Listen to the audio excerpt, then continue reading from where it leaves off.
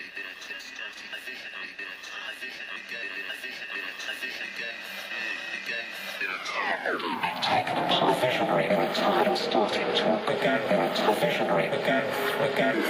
go through a visionary process in which, for example, quite often you feel your entire body being taken apart and then put back together again. And when you're back together again, you're starting to acquire the abilities to travel through time and space. Your entire body you start a visionary process.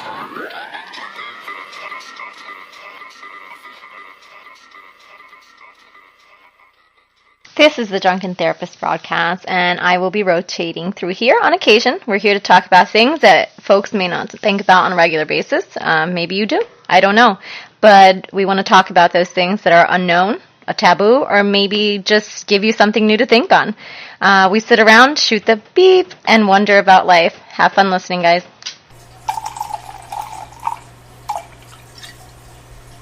Welcome. This is our second podcast. We're going to talk about relationships and harmony. I'm sure a lot of our listeners out there are involved with people, married or in committed relationships. And this is quite a topic. We could probably spend a couple days on this topic talking about it. Yeah. I don't think anyone's figured it out yet. No. No. Oh, I have figured it out, but I'll save that for later. Oh, okay. I'll drop that bomb later. Yeah. We'll make them listen to Can't wait to listen most to of it. Yeah, I'll make them listen to at the end. I'll drop the bomb. 20 minutes. This podcast is called what? Relationship harmony. Yeah. So and a lot of people listening out there probably are involved in relationships. Yeah, and they are. And they're struggling. Yeah. So, what do we tell them? Well, it depends where we start. Why do two people actually get together in the first place? They're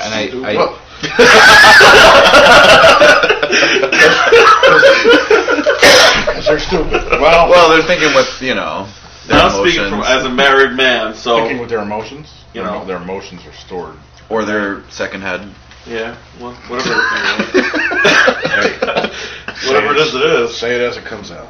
So, but start there though. Why do two people get together? Why do I think two people get together? Well,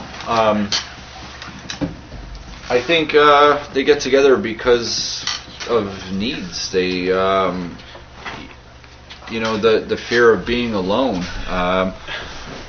I think for each individual, I think it's different. I think there's a lot of overlap, but I do think we each have our reasons for getting together.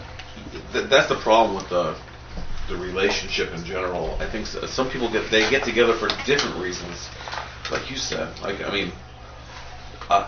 I have to watch what I said because I am married and my wife's probably going to listen to this. But if you are scared of being alone, it could be an issue. Or it could be multiple reasons why. It could be for, different people get married for different reasons. Like, the king and queen is to me that's like a money-making scheme, or the Kardashians, or whatever they do. That's a whole different ballgame. But, the Kardashians aside, because I don't believe in those Hollywood kind of things. You never know what's really what's real. I think relationships start off with lust. They could. I agree with you. I feel like all my relationships have been one-night stands that have just extended on. And then you find out whether you get along, whether there's chemistry, whether you want to wake up every morning next to them. I think those are things that you figure out after. So you start off with the primal part of your mind. Yeah, the animal instinct, just the id part. Yeah, you just go for it. The id part. There it is. I want it. But that's not to mean that is relegated to a part of life that we shouldn't really consider being valid. I think. What do you mean? Thinking primally, thinking lustfully, I think is a natural part of the whole process, and just to kind of relegate that to something that is really like something that it shouldn't be. would be wrong. They say that there's this whole theory called the imago therapy, and the imago therapy believes that we all pick partners based on based on some unconscious unfulfilled need fulfilled in childhood. So whether it's and it's, if you think about it, like no child gets everything that it wants and they say that like something unconsciously draws us to another person so that we can resolve some unresolved crap.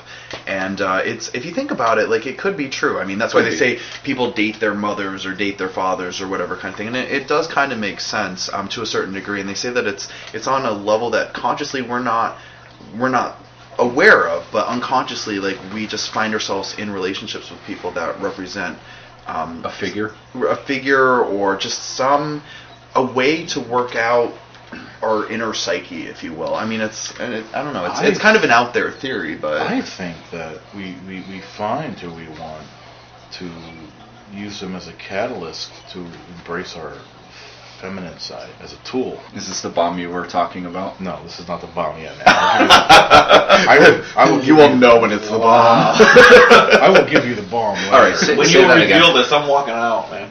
Because it's the answer. This is the answer. I don't want to know the answer. It is the answer. The answer is 42. 42 is, 42 everybody, that's the answer. We're done. We're done. See you later.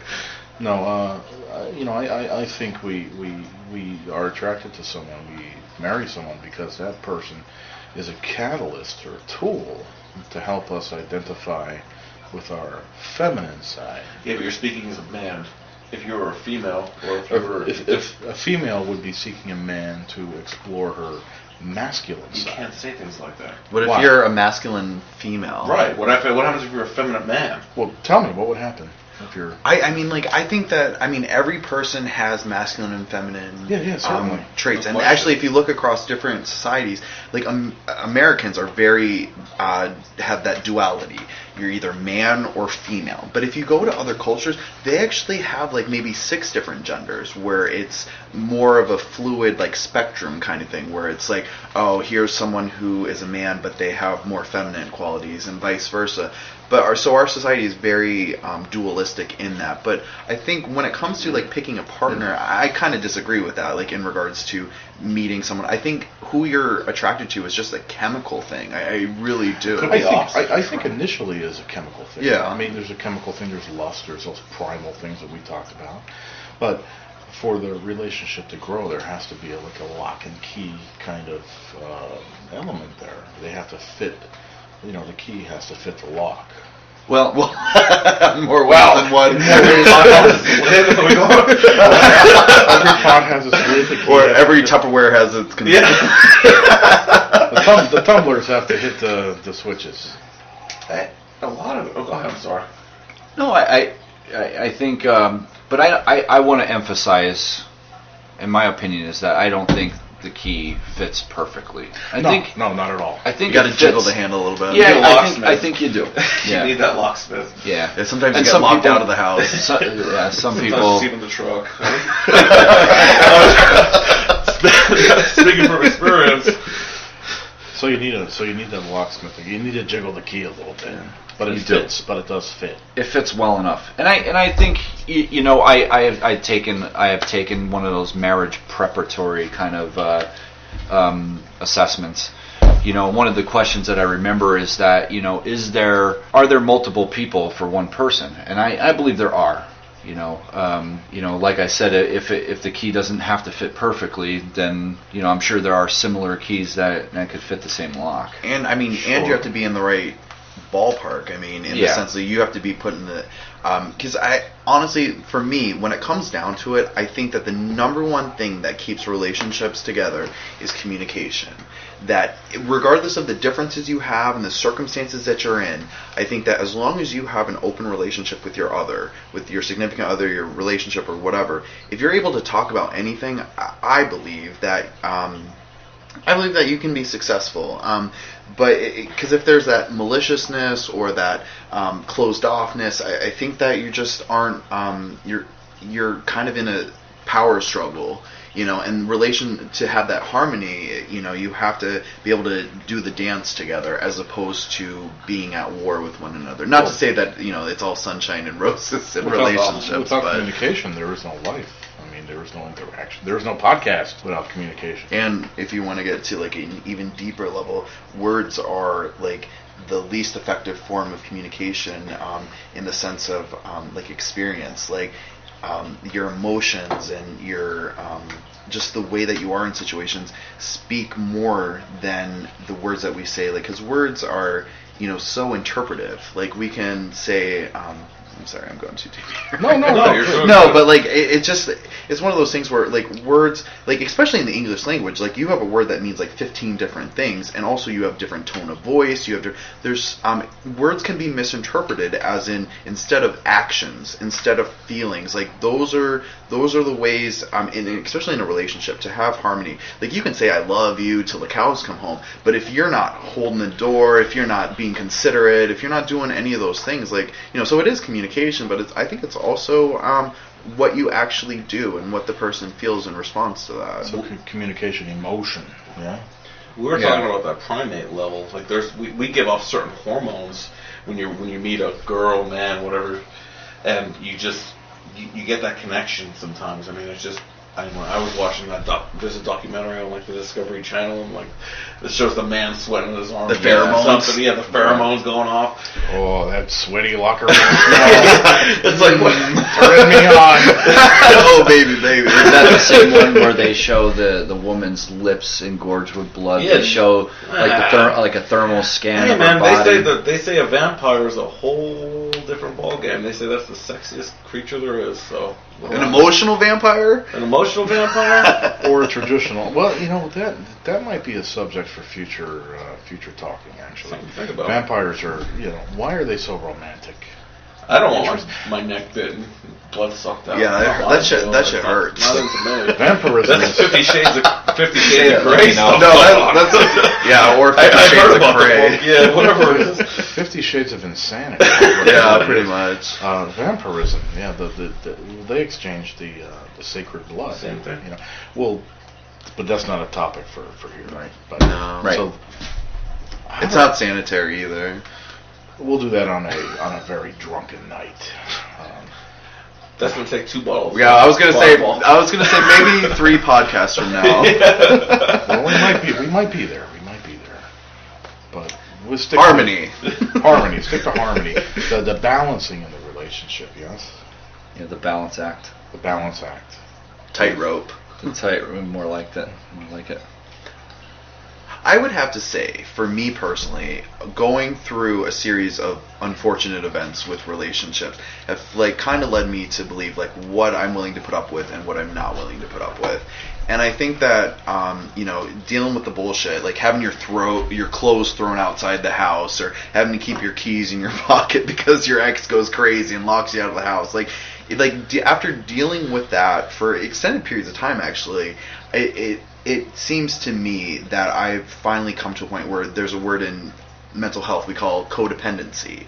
Codependency being, I feel responsible for the other person. I'm trying to fix the other person. I'm blaming myself for things that the other person does. It's just that really irrational, unhealthy view of what it means to be in a relationship. And that there's a book. It's called Love Is Never Enough by Aaron Beck.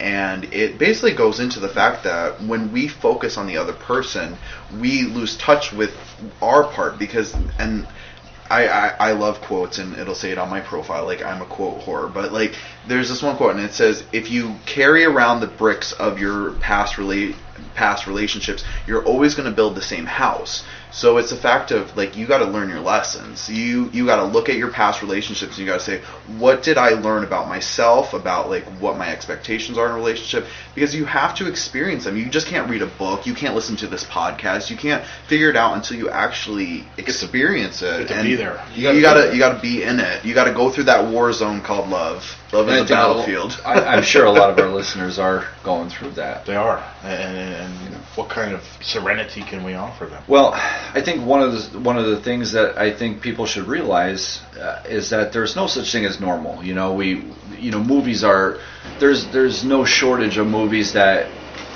I'm normal. portray portray love as. What are you talking about? Yes, you are, Corey. You're very normal. The most normal one. Go throw Salo on.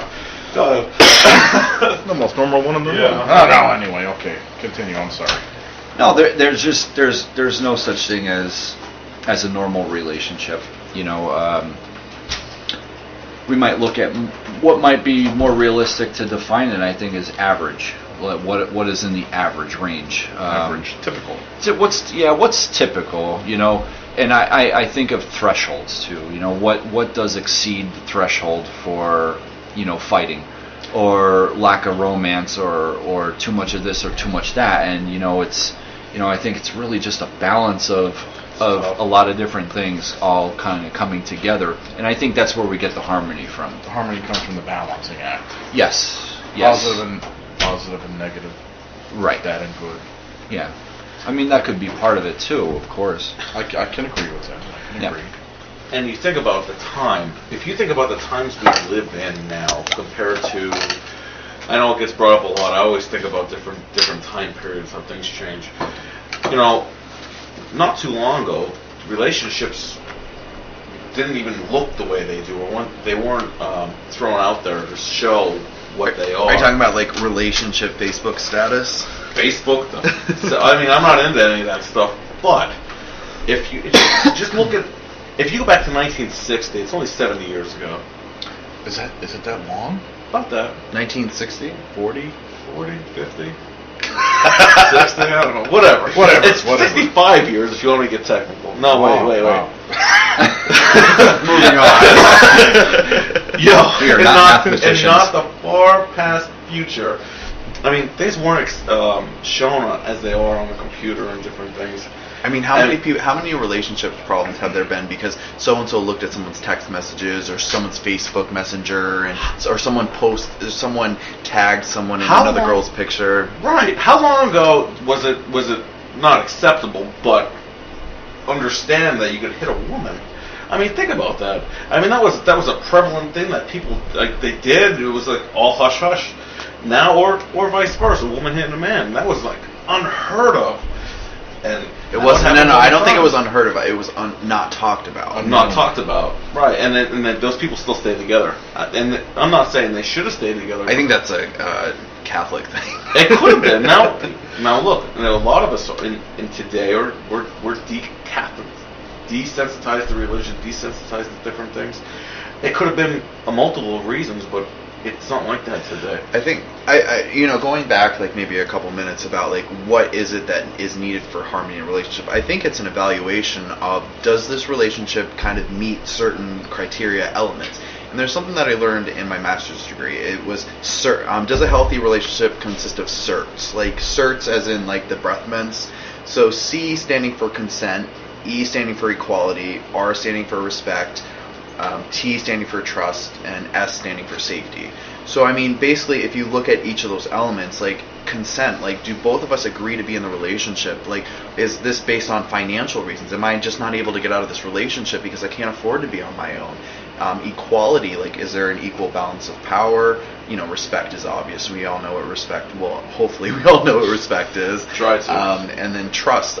I look at trust as in the boulder, like I feel like all the elements of a relationship are like pieces of paper on the ground, and the boulder that's on top of it, the paperweight or whatever you want to call it, that keeps it all down is trust. Because you can have like all these great things in your relationship, but if you don't trust that person, if you don't, like when they leave the house and you're not worried about what they're doing, if you don't have that trust piece in there, like you don't really have a healthy relationship. You don't have a harmonious relationship because you're constantly thinking, worrying about something. And usually, I believe, or what I found, is your gut is never lies. Your gut tells you the truth. And if you have some fears going on there, I think you do need to start snooping through their Facebook messages. I guess. I don't have a Facebook page, so I stay away.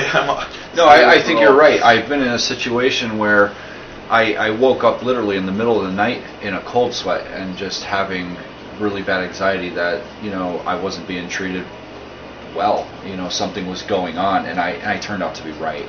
Yeah. So you're, I agree. mean, I thought I like had an anxiety disorder for a couple of years Yeah. here, and then I was like, I know this is gonna make me sound psycho, but I was going through my ex's sock drawer. I was like constantly trying to, no, seriously, like I was nuts. Yeah. So because like I constantly had this fear that my ex was not being faithful, and it turned out to be true, and that was a waste of 5 years of my life. But it is what it is. The gut is important. It the is. gut tells you what you need to know. Yeah. Problem is, whenever the gut acts up, we always run to the medication. We don't listen. Papa Benzo. Well, that could be a whole nother podcast. Well, okay. The joys of benzodiazepines. Mark that. We will talk about drug use and That's a good idea. band-aiding our symptoms. But yes, I But think I think that brings up a point. I'm sure some of our listeners they have been through their tribulations where they've been cheated on, and they find themselves in a new situation where those demons kind of resurface. They find that they're reading into things that they maybe shouldn't. We might look at that situation from an outside view and say, well, that's relatively benign. Where the person in the relationship could be like, I think you can be, if you're in a bad relationship and you come into your next relationship and you haven't worked out your shit, you're going to think that you're going to be hyper vigilant against the other person. You're going to carry that past baggage stuff, and you're not going to have a healthy, successful relationship if you don't work out what happened to you in the past. Because if you're constantly worrying about the other person cheating on you, how can you be happy in a relationship? There isn't that trust piece. Well, and it has nothing to do with the other person. It has to do with you. Granted, unless you're dating another cheater. But I think going back to what I said before, you can't be carrying your old baggage around. And how do you work out that baggage? You work out that baggage by, you can go to therapy. You can really go deep dive, because there's a stigma against going to therapy. Oh, I'm crazy, or oh, I'm this. But ultimately speaking, the more introspective and knowledgeable you are about yourself, the stronger you are to be able to face life challenges. And you could not be crazy in quotation marks, and you could just be like, hey, I've been through some shit. I want to work on myself. I want to figure this out. Because if you want to be, if you keep on saying oh, I can't find love, or everyone's an asshole, or this or that, sometimes it's not everybody else. Sometimes it's you, and it's because you have a negative worldview because of all the shit you've been through. I think for some people it would be hard for them to realize looking at themselves. So that creates its own kind of problems, because then they go into other relationships that end, and then they go into other ones that end, and then it's just a cycle when really the problem was always with themselves. But it like I said earlier, there's no such thing as a normal relationship, and I think as a society and as a culture in America, the quicker we realize that, I think the better off we are. We all have our moments where we're sifting through emails, or we're sifting through Facebook, or going through someone else's personal stuff just to see if what we're thinking is actually true. If you're, I found, for me personally, if you're at the point where your mentality is, I need to look at that person's phone, there is something going on in that relationship. That is a huge red flag that says, something is going on here, and it's hard because you can't, you want to trust someone, you want to have that unconditional love, but the reality of the situation is that anyone can hurt you, because you put yourself in such a vulnerable place when you're trying to be with someone. You want them to not hurt you, but you also want to protect yourself, and it's where's that fine line? Where's that balance? I can't say I ever. Speaking from my personal experience, if something happened with Mare, my wife, I'd be upset, but I would be. I never looked at her Facebook. I never looked at or any relationship I was ever in. Maybe I'm just disconnected. It's not that I don't care. It's that I just deal with it if something ever did happen. It's a little bit different what you guys are talking about, but you have less weight on it. But maybe you don't want to know. And maybe part of you, really deep down inside, doesn't want to go there for fear of what you might find. Let's put it this way: everybody does what they want to do. Okay, now if I'll never get a divorce. I don't ever plan on it. Let's put it that way. But if, say, something happens where Mara left right now, this may sound cold. I'd be like, okay, well, I hope you're happy. Good luck. I know that's cold, but if you really truly cared or to me, if you cared about something, you just, man, see it. Like Sting says, if you love somebody, set them free. Yeah, but I didn't want to say it like that.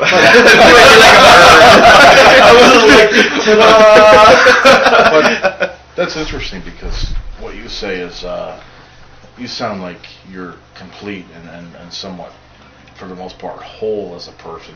And Now, this is after I messed up my mathematics facts. I've been sitting here thinking about it, drinking Fireball. 55 years. It was 1960. It's 2015. Was that like a delayed math response? Yeah, it was my alcohol-induced thing. I'm not really good at mental math myself. It took me 2 seconds. Yeah. We have consumed a lot of alcohol over Yes. the past little bit, so excuse us for any errors. Well, no, I mean, it's called The Drunken Therapist. That's exactly what it is. So we're not sorry. If you don't want to listen, If you don't want to listen, fuck you.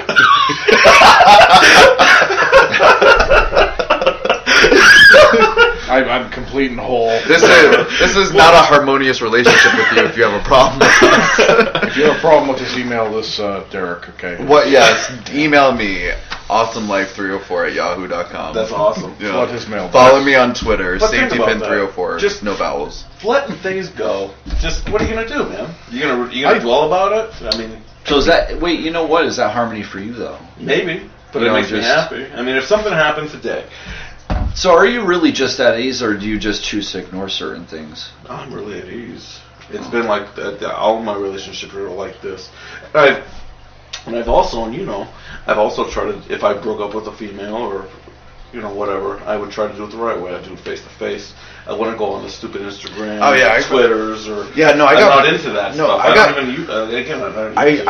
I dated someone in college for 3.5 years, and I got broken up with via text message. And like the thing that was so shady about it was, and I'm sorry if you're listening to this. No, you're not. You're drinking. No, I'm not. No, but this person just recently added me back on Facebook. So no, I put the friend request in 2 years ago, and it finally came back. It's like That's alright. Wish him luck and fuck you.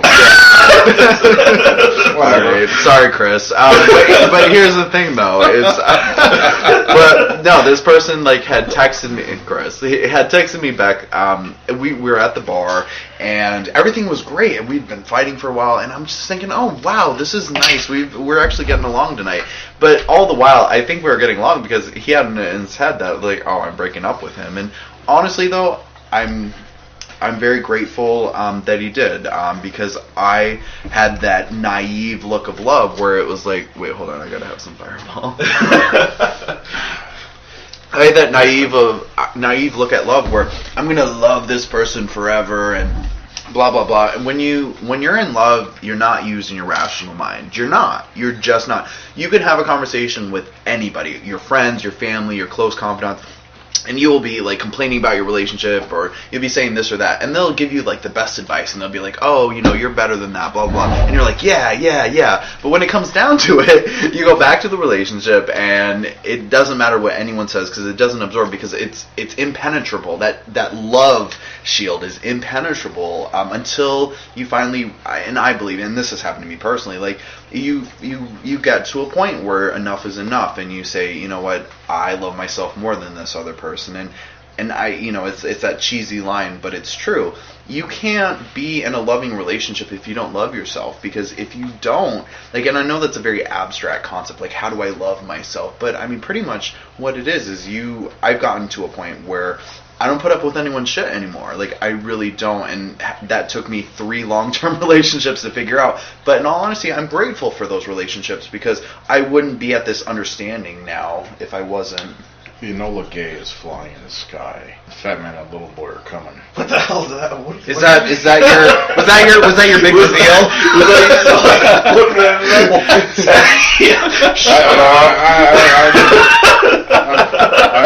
What was that? I'm pretty laced right now. And Corey is the first drunken therapist to drop out. Oh no, I'll be here all All night right, long. cheers. Cheers. Yes. Cheers. Cheers.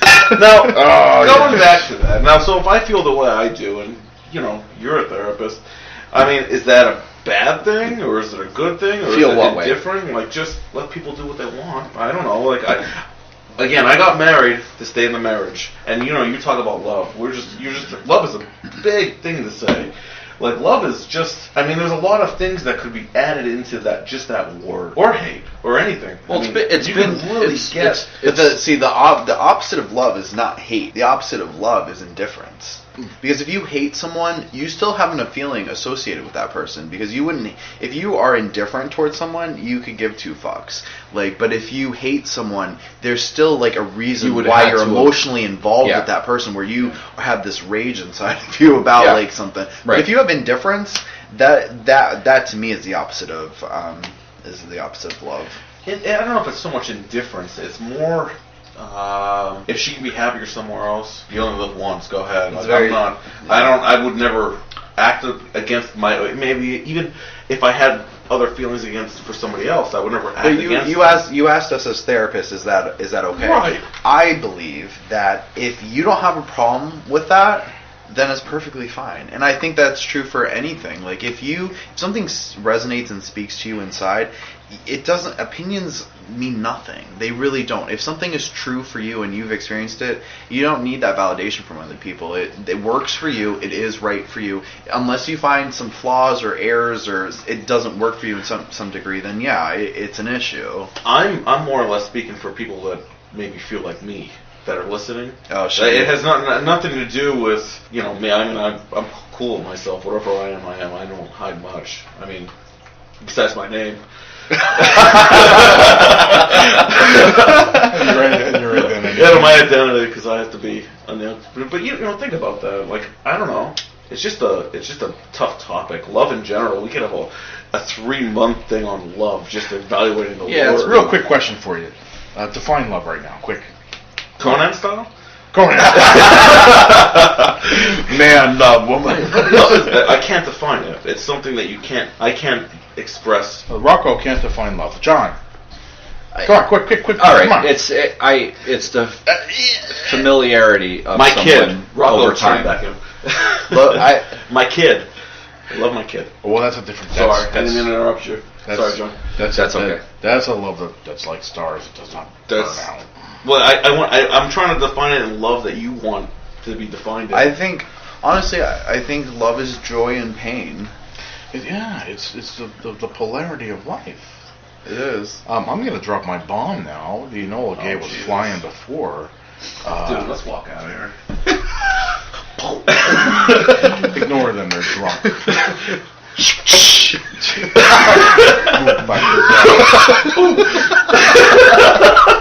Oh boy! Hold on, I feel like we need a drum roll here. Yeah. Here we go, right? I don't want to put my beer down. Well, actually, this is a one-off. Should I go for that? You are lucky because if you've read the bio, John is actually a drummer. And he's good at it. And he'll give us a little drum solo.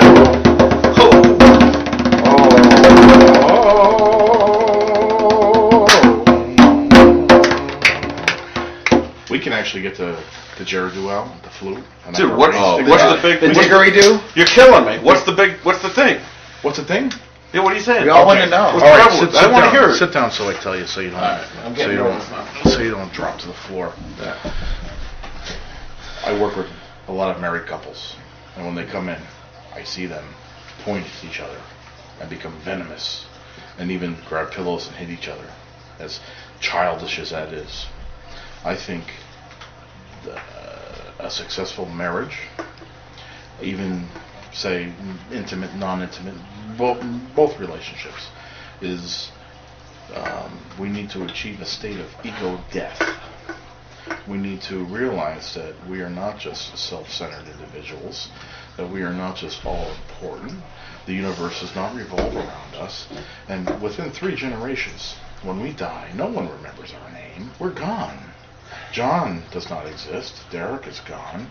Erased from the memory books fairly much. The Rock is always there. Rocks are always You're there. going to remember me when you see a rock. But even rocks, They get weathered away by water. even rocks, Well, they get real smooth after a while.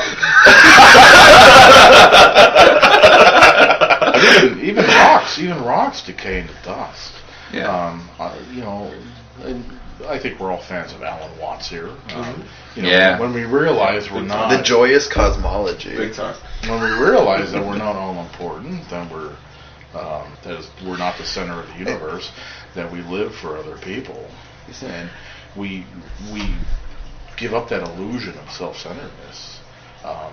That's the success of any relationship or any marriage, is killing your sense of ego, the I. When I sit in therapy and I listen to people talk, I hate this, I hate what you do. Fuck that. Just kill that fucking piece. This goes back to our first podcast we just had. And I mean, it's all about that we're the universe, we're the earth, and everything revolves around us. We're still in that mentality, that middle-aged dumb mentality. When we die, we'll decay into dust. Within I'm going to be a tree, though. You'll be a tree. Into a tree. Yeah. Maybe you'll be a diamond, but we'll be forgotten. Nobody will remember our names. So why are we so important now? Why is it when people come to therapy for marriage counseling or couples therapy, they sit there and they point at each other and they say, I hate you, Well, I think, I think miscommunication. That's what I'm using. Stop being so egocentric. Yeah. Okay. Don't say really the word believe. I. Whatever you say for the next 5 minutes, don't say the word I. The belief that The John belief is- that John has. The belief that John has The belief that John has. is that. Oh, now I forgot what I was going to say because you guys. Yes, threw it's me all, off. It's all your fault. Gangster, yo. All right. I'm going to use I because I can. I really believe that, over the period of a relationship, there's resentments that build up. Certain things that go unheard. Sure. Certain things that get misconstrued. I know in my personal relationship, with my girlfriend and stuff, we have misunderstandings, where I don't think she understands me, and what I'm trying to say. Like sometimes there's misinterpretation. Sometimes assumptions are made. Sometimes we think what the other person is actually feeling and thinking, and we can be wrong. But see, the problem becomes we take those things as truths, and then we're convicted of those truths. That's what I hear. It's always and we as people. We as people. We the people of the my United thing States. is I. That's the thing that kills us all. I think you're getting to a cool point here because it's the collective unconscious. Like we are all a species together trying to survive and thrive on this planet. And now, as a microcosm of that, we're two entities, two different worlds are coming together, and it's one of those things where, when I step aside, and I step outside of myself and I look down at the situation, why is it that I want this? Why is it that this makes me angry? And those are those deep psychological conversations that many people don't have with themselves. They want to project out and they want to blame the other person. And I think that's, and again, bringing up the book Love Is Never Enough from Aaron Beck. Like that is the essence of our problems with any other person that we have, is that we see ourselves in a different light than the other person, and we believe that they should have all the same values and thoughts and opinions that we have in our head.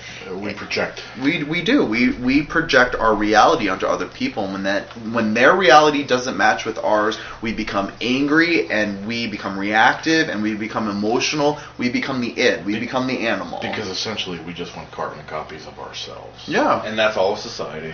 So Yeah. that's why it's very hard to define the word love. To me, I mean, it goes right back to that word, love. What do you love? And I think, and even going back to what I was saying before, words are like a horrible explanation for things. Like love is something that you experience. Love is something that consumes you, that overtakes you. And I think that people forget that when they've been with someone for a long period of time and things have become stagnant and things just aren't working out. We're so quick to throw away what's broken when, now, if you really care about someone and you really want to be with them, you find a way to make it work. I mean, but granted, people change, people evolve, and I think that is the hugest challenge in a relationship, is as you grow as people, are you still someone that I want in my life? As I grow and change, do we still have the same values and opinions about things? Is that person worth all the pain that they give you. Isn't that a Bob Marley quote? Is it? Yeah, it is. It goes, everyone's going to cause you pain and suffering, but it's who you're willing to suffer for. And this is how I'd like to end this podcast if we're all in agreement. Don't get married. Oh! Whatever. I'm going to have a cute wedding. Yo, hopefully I'm invited. Cheers. Yeah, hey, cheers. Don't get married. Yes, I guess. Although I've been married 20 years successfully, so. Very successfully. A lot of rum. Not red rum. Not red rum. We're close, a couple times. Red close. rum in the mirror. I got one word for everybody. Ego, death. And your marriage won't be successful. Wait, ego, death, which is the subject of our next podcast, or the podcast after that? Some It's podcast. down the I want line. to talk It's about down the it. line. Dude, just don't get married. Whoever's listening. All right, well, if all else You gotta fails, take that out. have a drink or something.